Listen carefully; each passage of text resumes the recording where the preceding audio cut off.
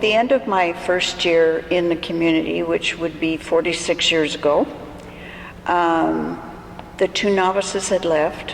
One of the junior sisters had left. The other person who'd been in initial formation with me left. And so I ran up the hill and was sitting on the hill crying basically and saying, God, why'd you bring me here if all these people are leaving? The ones closest to my age and to my formation process. And I didn't really get an answer. So I heard the bells ringing and I went, oh God, because I was supposed to be ringing them. So I ran down the hill and came through the back door of the chapel and found my place in the choir stall. But because I couldn't see for the tears, I couldn't pick up my psalter, the prayer book, and pray with the sisters. So I just closed the book and sat in the choir stall. And I listened to Sister Ildefonse, who was sitting right behind me.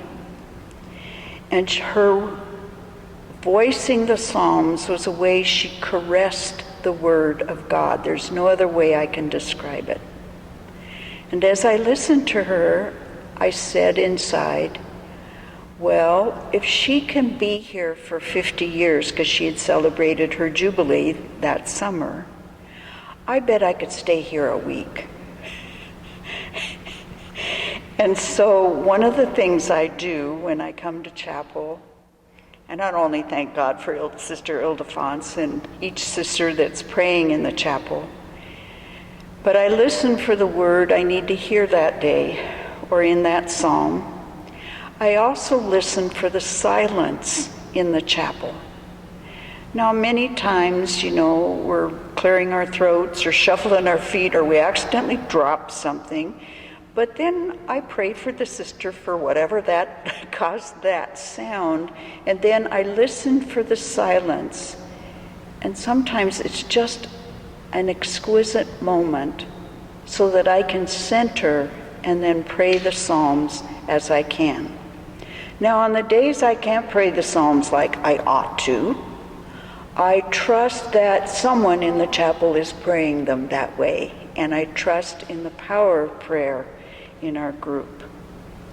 One day, many years ago, when Sister Mary Kay was prioress, she said she came upon a gentleman who was sitting in the back of chapel, and she went up to him and asked him, was there anything she could do or explain to him? And he said, no, I just want to sit here where thousands of prayers have been given to God. So she left him to be in the silence and in his intentionality and attentiveness to the prayers within these walls.